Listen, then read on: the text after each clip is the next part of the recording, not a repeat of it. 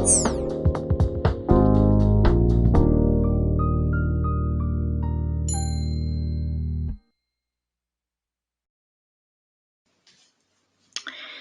you for joining our webinar today called Race Against Poverty. I appreciate you being here. We do webinars every first and third Thursday of a month, and we are going to hand this over to Joanna and Aaron, who are presenters today from Watertown, New York. So Joanna, welcome, and we look forward to hearing about your race and your poverty initiatives. Thank you so much. Thanks for having us. Everyone can hear us, right? We can. Okay, good. So just to introduce who's on the call, it's myself, Joanna Loomis. I currently work at a health planning organization here in Watertown, New York. And just previously to this, I worked at the Watertown Urban Mission, which is a nonprofit poverty reduction organization in our community. And so that's kind of where my Getting Ahead journey began. And I'll let Aaron introduce himself as well. Hi everyone, my name is Aaron Naklick, and I am fortunate enough to work with our local hospital here in Watertown, New York, Samaritan Medical Center. My role in this is I was a graduate of our Jefferson Leadership Institute class of 2017. Our class project focused around the poverty initiative here in Watertown, and I do a lot of philanthropy work in the area, so that's my brief story. And so we are both part of the Jefferson Leadership Institute class of 2018, as you can see on your screen there. We're also both part of our local community foundations. It's called a LEAD Council, and it's really a council geared towards younger professionals who want to, help the community through philanthropy and other means. So we kind of wear a couple different hats, and you're going to see how those different hats and organizations have interacted and really come together to support Getting Ahead in our community.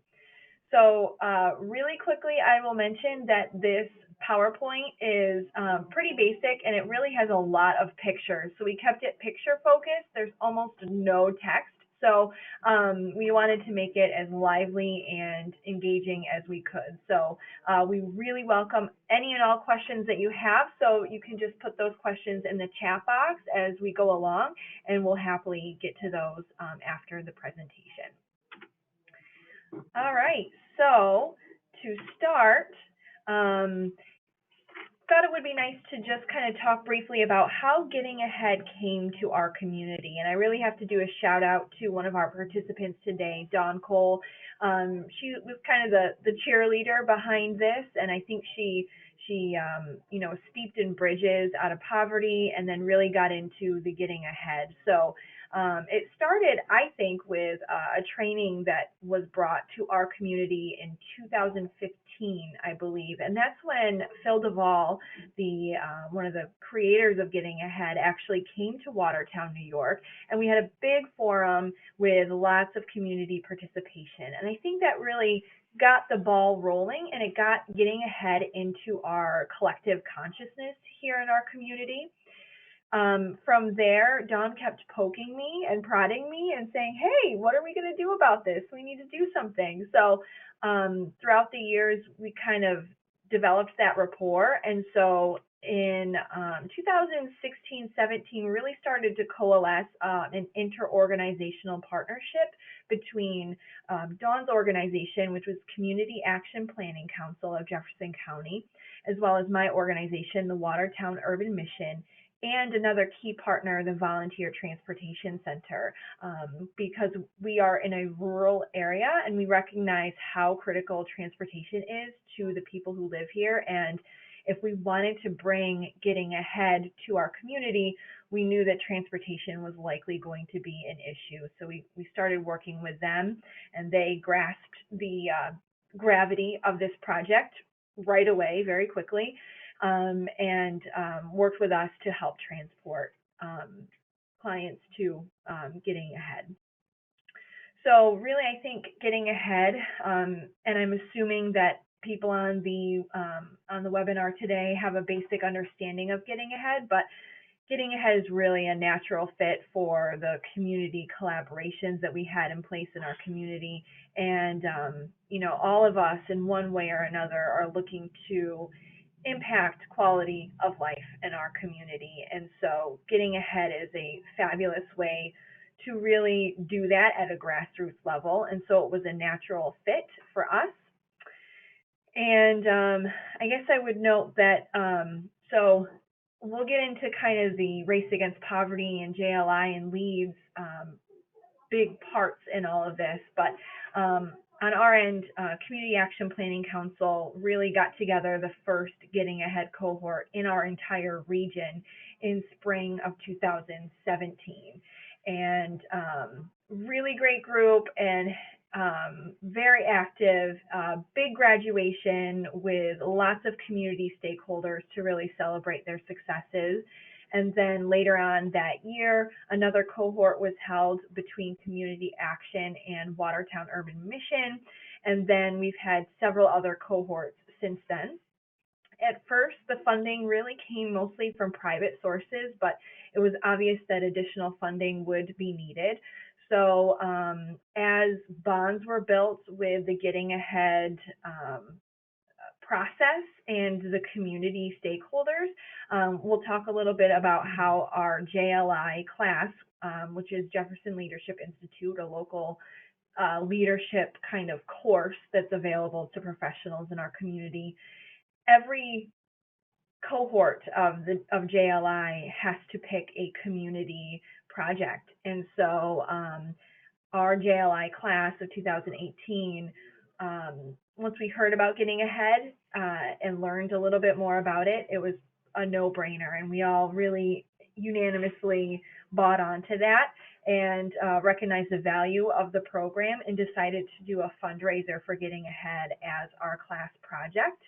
One thing just to note too, and I don't know if any of you have had the experience of being in a large room with 28 leadership professionals from a certain area. Everybody kind of has their own passions and they have their own ideas of what's needed in the community. And I think it's important to let everyone know that when we came up with an idea to support this Getting Ahead initiative, there was not a single hand that went up in the room against it. We were unanimous in that moment to support this pretty incredible project. So I think that's important to note. Yeah, definitely. I think another kind of fun thing about how Getting Ahead came to our community, it was how all these different balls were in the air at the same time and all sorts of things were kind of happening all at once. So you have Dawn's stewardship of bringing bridges in general and Getting Ahead in particular to our community and kind of sparking a community interest in that. You had the visit from Phil. You had a few years later, we've got actually bringing Getting Ahead to the table with our first couple of cohorts. You've got the Jefferson Leadership Institute class who's really, buying into the mission of Getting Ahead and choosing to support it. Then you also have, we had an interesting and unique opportunity. We had New York State sponsored what was called the Empire State Poverty Reduction Initiative, and that was an effort through the governor's office that awarded funding to a number of cities within New York State that was all geared towards poverty reduction. So the city of Watertown was awarded $1 million towards poverty reduction initiatives in our community. And so then the task of our community was to really figure out how we were going to spend that money. And interestingly enough, I think whether by design or not, Esprit, as it's called, really built in a lot of Bridges style constructs into how each community was tasked to determine how the money was spent. So for instance, we had to have community representatives, people who were in poverty, currently in poverty, previously in poverty, they needed to be at the table, and I think the state recognized that, and we recognized that early on. So we really made sure that that was embraced, and so we had a very strong representation of people in poverty at the table, determining how this ESPRI funding was going to be allotted and awarded. And so we ended up, our community chose 4 projects, and one of those projects is called Champions for Change, and that involves bringing Bridges training to the community as well as sponsoring Getting Ahead cohorts. So that was a huge unleashing of a significant amount of funding in our community, really just for Getting Ahead. And that's amazing. So now you've got a couple different funding sources, whereas before you had none, and a lot of synergy around that. So between funding from the JLI class and ESPRI, that also leveraged some additional support from the Northern New York Community Foundation in the LEAD program. And so as we're scrolling through, you can see this previous slide, that was the first cohort that graduated from Getting Ahead. And they had a dinner where we had a group from the JLI class come in and really kind of wanted to have some energy and some bonding and some rapport building between different classes in our community. And here you can see we've got, we had a reception with Phil Duvall, you can see there near the bottom. Don Cole's in there, I'm in there, and Aaron, as well as a few other facilitators, and then members of various cohorts that had graduated or were in progress at that point. And we had a reception for Phil at our local community foundation to really celebrate our progress. And this is the JLI class of 2018. 17, sorry. And you can see that that was taken during one of our sessions, and that's our whole group, and that group really embraced and led the charge for, fundraising for Getting Ahead in our community.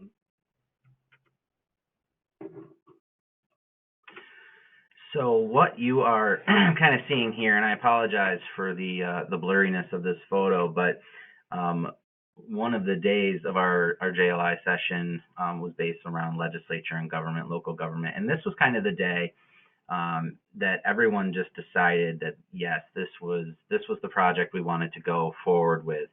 We didn't have a name, we didn't know what the event was going to be yet. We just decided that this poverty initiative is something that affects us all. And actually, many of the members of our class, our 2017, actually had their own stories about growing up in poverty or being, strapped for resources. So this day is the day that we made the decision to move forward. At our next session, it came out that, everyone does golf tournaments and, 5Ks and color runs, and we wanted something that was creative and different and had a hook.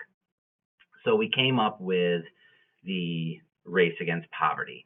And the day it was born, everybody again was really excited about it, and we had a really great group of people, some graphic design artists, we had some marketing people. So the Race Against Poverty was born. So what I'm going to do is just kind of briefly go through what the Race Against Poverty is, and even looking at the logo, something we have actually toyed with is tweaking it just a little bit. It does have a little 5K-ish feel, and we want to make sure everyone knows that if you've seen The Amazing Race on TV, which I think most people are at least familiar with it, it's really more of a scavenger hunt rather than a specific road race or anything like that. So what we do is the race itself consists of teams of 2, and the teams of 2 will be given. Let me just click on this here. Teams are given this list of clues, and you'll see the list of clues on the right, and some of them are a little cryptic, but most of them focus on a business within You can see on the left that red circle is the boundaries of the race. Watertown itself has been through kind of a revitalization process. The local governments, some local organizations have really focused around rebuilding the downtown area. And with that revitalization, they've brought in a whole bunch of new businesses, ranging from breweries to shops to restaurants. And we wanted to take the opportunity to shed some light on these new businesses while having fun and focusing on our poverty initiative. So the teams of two are given, and I think we have a slideshow. Coming up here. We can skip the sponsors a little bit here. But you can kind of see how many sponsors we had. I'm going to touch on sponsorships in just a second. But this is a fun little slideshow of the start of the race. And you'll see that they have envelopes in their hand. And they're given the clues right then. And they have to solve the clues just like the Amazing Race. And then they have to go to the businesses. And at the businesses, they need to perform a task. Once they perform the task, a volunteer at that organization will stamp their card. And then the first team that crosses the finish line is the winner. Sounds easy enough. What we realized, and I should also say that we certainly don't have the rights to this race. We believe that anybody who wants to take this and run with it and support poverty initiatives in their own community, you'll see mine and Joanna's email information at the end. We will be more than happy to share with you our resources, what we've developed, and certainly we'll answer any questions at the end of this call as well. What our group realized is how much logistics actually went into this. Not only did we need to get organizations, we needed to get organizations to commit to opening up their restaurants, bars, shops. We had to get them to staff them because we didn't have enough volunteers to staff each one. And it was unbelievable the amount of support that we ended up getting. Our first year of running it, 2017, I think we had 12 businesses and some bonus stops. We included some historical pieces. And then we moved it to 15 stops this past year. Racers took about an hour, and everybody was just raving about it. Everyone had a great time. We even strapped a GoPro to somebody this year, so we got to actually see the race firsthand. So our group decided to break it down into 4 committees. We had 28 members of our JLI class, so it was enough for us to kind of divide and conquer. We started with a logistics committee. The logistics committee was in charge of developing the map, developing the clues, which can be tricky. It helps to have somebody who is a little creative and quirky and can make it fun. And obviously a little challenging helps as well. They were also in charge of developing the rules for it, the structure for it. Obviously, racers are crossing the roads and everything like that, so we wanted to make sure the layout was safe for everybody. And then they were also in charge with kind of tying in that downtown revitalization like I was talking about, getting businesses that are new and exciting, and we wanted to shed some light on those. The one committee that I really latched on to myself was the sponsorship committee. And the sponsorship committee, if you're going for a high dollar amount raised, is going to be one of your most important committees that there is. The after party, the event itself doesn't raise a ton of money, but sponsorships, if you present this, especially now that we have some of the marketing materials we have, local businesses really have latched onto this. In fact, in 2017, we were able to raise $24,000 towards this incredible poverty initiative. And then this year, we raised another $23,000. And then I'll talk a little bit about Lead's contribution as well. The sponsorship committee is pretty straightforward. If you've done any philanthropy work or you've done any fundraising work, it is developing your package to bring to them. What do they get? And what is the event itself, and what is it representing? And most importantly, I would recommend sending somebody who's passionate about the cause to speak with these organizations. The program sells itself. It truly does. Getting Ahead is an incredible initiative, and if you have, the type of community that we do, people really will latch on to that, and they would be willing to not only just give you sponsorship dollars, but we had a lot of our organizations participate. They actually put teams in the race as well. So we're pretty fortunate there. Marketing was another huge committee. We had our local news outlets, radio, print, TV, social media, all together. They donated about $9,000 of in-kind donations, whether it be a commercial, and I think we're on YouTube, but we're going to show you a link to the start of our race as well. But $9,000 of media for a gold package of $2,500 was a fairly easy sell for us.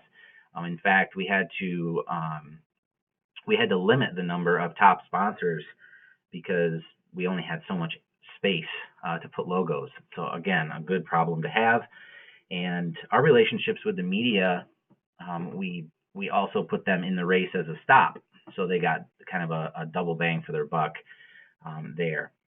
The last committee was the after party, and the after party, again, pretty standard stuff as far as an event would go. We found a lot of organizations did not want to give monetary donations, but we were able to get some items donated. So we just held a raffle. And the first year we sold tickets. The second year we had the food donated, so we didn't end up selling tickets for the event. We just sold raffle tickets. And I have written down here on my sheet that it was very, very critical for us, and I can let Joanna jump in on this one, but I remember when the initial meetings were taking place that it was crucial that this was owned by everyone and no one in particular. And Joanna, do you want to just touch on kind of the importance of that notion? Yeah, I think that's something that our community is used as sort of a mantra as we go through the Getting Ahead journey. That and again, I keep talking about Dawn, but that's been her mantra as well, that this is something that is owned by everyone and no one at the same time. And so I think this whole process really captures that feeling that you have all these different entities coming on board to support this Getting Ahead initiative. So you've got multiple community organizations partnering together to actually deliver Getting Ahead. You have multiple community stakeholders coming together and funding sources to allow those community organizations to make that happen. So you've got the Jefferson Leadership Institute, you've got the Northern New York Community Foundation and its lead council. You've got a whole bunch of sponsors, who are getting behind the cause and the mission of this, and they felt passionately that this was something that our community needed and that would benefit our community. And really, part of all that is entwined in throughout all of that is bringing all three economic classes together. And for all of us who know Bridges and know Getting Ahead, that is an integral part of the whole process, is everyone working together, building bonds and bridges across social classes or economic classes, and having a common language to use to speak about poverty and quality of life in our communities. So that was just huge. And I think, that surfaced in so many other ways in this whole process. And just to kind of give you a couple vignettes, we had, at the time the 2017 Race Against Poverty was held, we had a group that was currently in process, a Getting Ahead cohort that was currently in process, and they were active participants in the race. So a couple of them formed a few teams. Others of them served as volunteers the day of. So they were at the table and very much involved with the actual event itself at the same time that they were involved in their own Getting Ahead workshops. And that carried through with the next year as well. So. Yep, and again, we talked about that kind of quickly, but it was absolutely critical for us, and it was very important for us to make sure that we included the graduates, especially in not only participating in the race, but volunteering at the race. We also are going to be bringing them to the table to be a part of the committee work leading into this year's race. So we're very, very excited about that, and we're finding that it's very beneficial for the graduates as well. I'm going to take you back just a couple slides. I want to tell you just a brief story. I think that the symbolism in this story speaks for itself. You'll see the rock wall right here, and this is not the participant, but one of our participants, and she did give me approval to use this story. She made it to the wall, and her partner got up the wall, and she got on the wall to climb up it, and she just couldn't do it. And that day, this is 2017's race, was dreary. It was sprinkling. It kind of rained on and off, so participants were a little damp, running around the city. And she was just about to finish up the race and come across the finish line, which would have stopped her clock. And she told her partner that, it was really bothering her that she couldn't get up the rock wall. So that stuck out in her mind, and the staff, you can kind of see here in their shirts, were encouraging her, if she wanted to come back, that she could. And she told her partner, let's do it, let's go back. And she marched all the way back, which probably was about a 10-minute walk for her. And she sat at that rock wall until she got it. And I think that speaks volumes. She actually used that speech in her graduation speech, that lesson she learned. And that's kind of the motto of how we do our race, is we do it for the people, for the graduates. So it's very, very critical. And I'll say that again. If you have Getting Ahead or Bridges or folks who are actually going through this real life stuff, it makes it so much more valid, and it just makes it more exciting. It just the whole vibe of it is just it's better.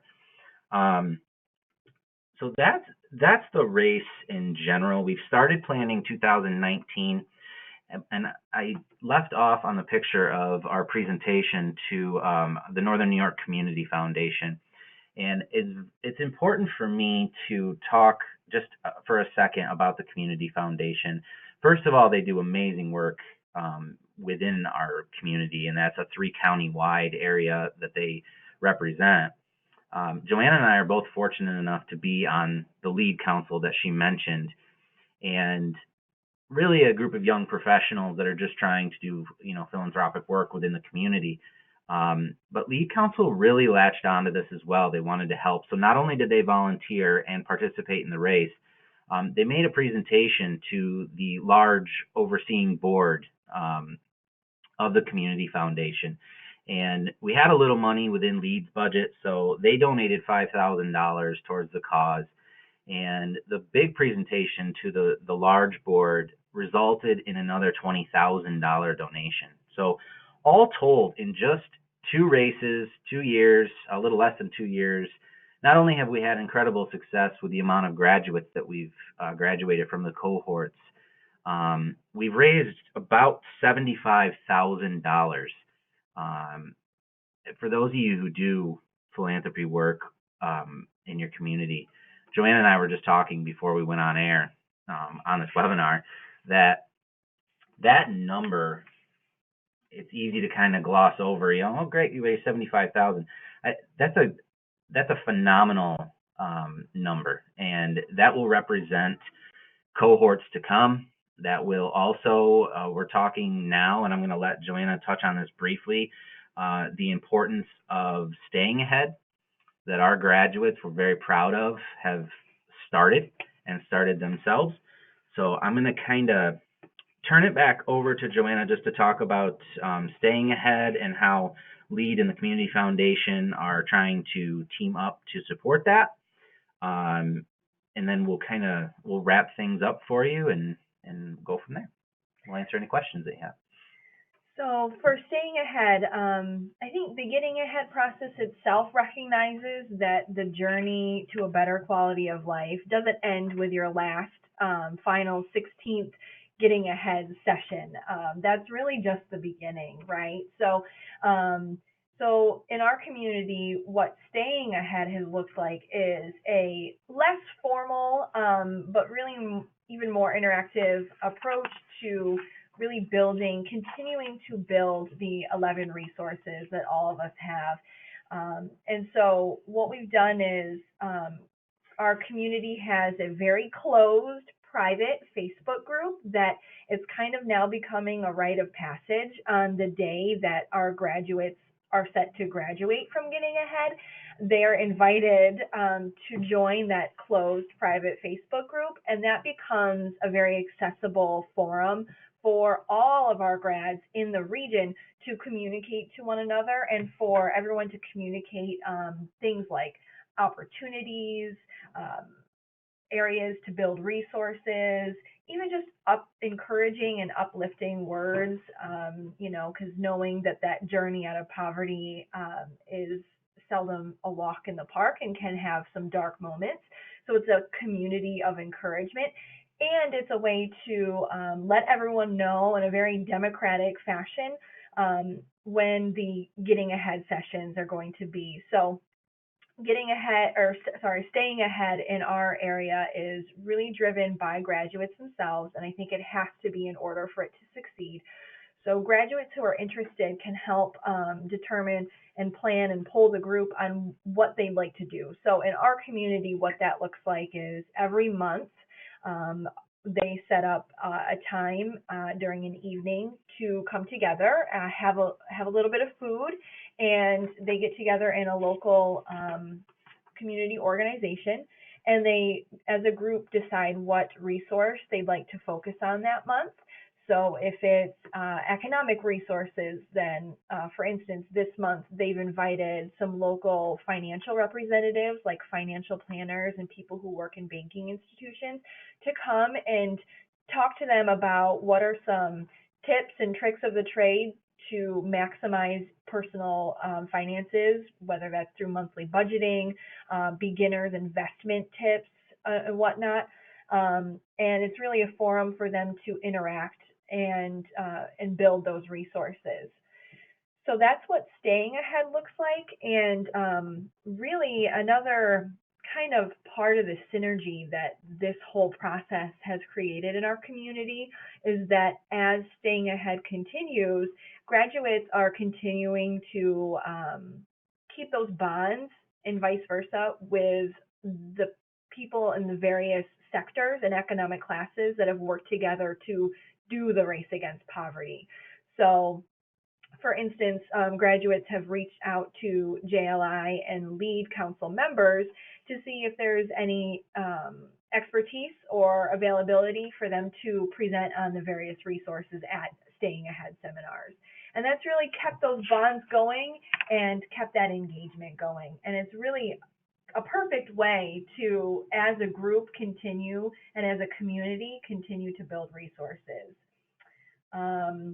We also had, so the JLI class of 2018, so the one right after ours, we kind of talked with them a little bit about Getting Ahead and Bridges, and that group actually, one of the things they chose to do for their fundraising was to raise funding for Staying Ahead efforts.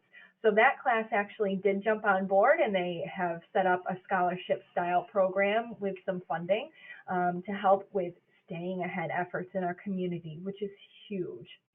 And I think I'll also note that, you see the community foundation in our community really kind of a constant theme throughout all of this. And that is also a part of this whole thing being owned by everyone and no one.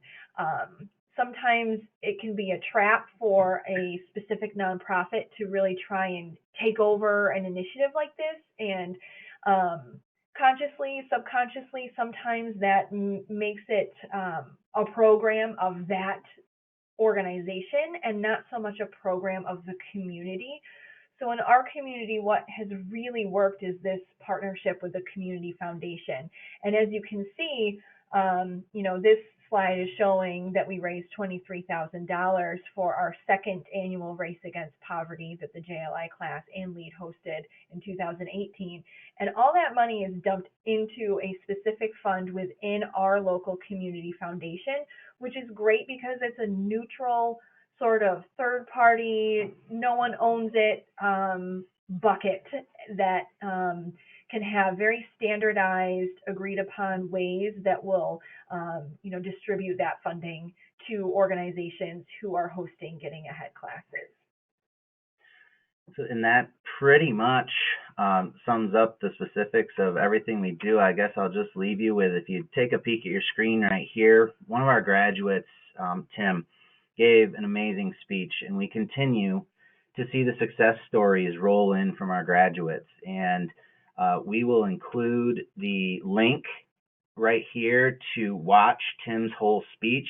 I would highly recommend watching it. It really it touches on a lot of different things, his struggle and how Getting Ahead has truly helped him. So you can kind of take a peek at it at your own leisure. And one word that Joanna and I have consistently used is momentum. And 2 years ago, Dawn and Joanna and myself sat in a room and how we could get all of this going. And she said, we just need to drop a stone and get the ripples going, and we'll see how this thing takes off. And so we are very, very fortunate that our momentum has truly been building and building since that moment. And we could not be more proud to not only be presenting on this webinar, but to be doing this for our community here. It's an amazing experience, and I think everyone involved would echo the same sentiment. Agreed. It's initially seems daunting that Getting Ahead doesn't fund itself, and if you want to bring Getting Ahead to your community, you're going to have to find a way to fund it. But in the end, for our community, I think it's actually been a blessing in disguise, because it's actually forced us to really be proactive about getting different community stakeholders involved and sort of wrangling the community to show them what Getting Ahead and Bridges are all about and getting their buy-in. And then once that has been done, the passion for the mission of it all is really unleashed, and it's really been a beautiful kind of journey for us that we hope will continue for years and years to come. So thank you so much for listening to us. I guess we'll go ahead and put our contact information up here and open the floor for any questions that you might have in regards to Getting Ahead in our area, ideas, thoughts, anything at all.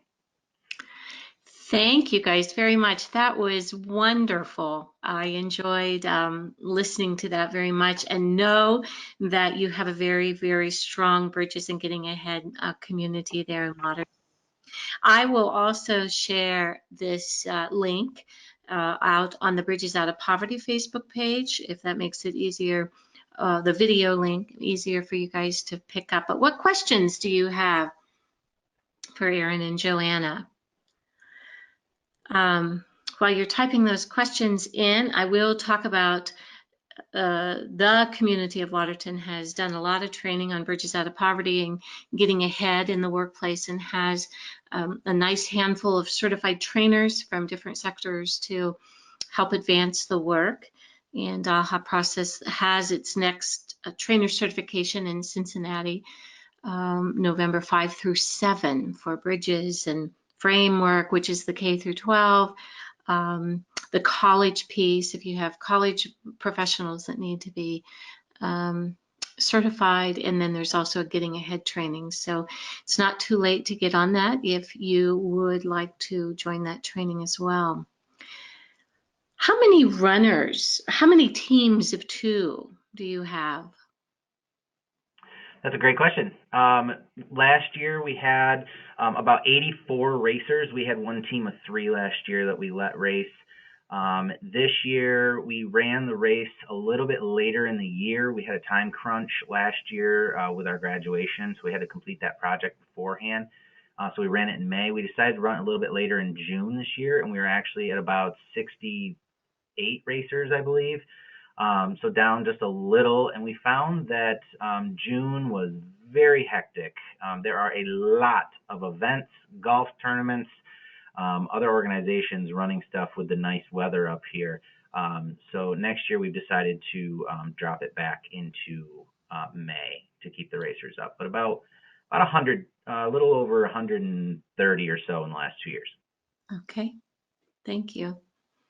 Right, well, it doesn't look like we have any more questions. If you can send me an email or get to Joanna and Aaron if you have any more questions about their specifics.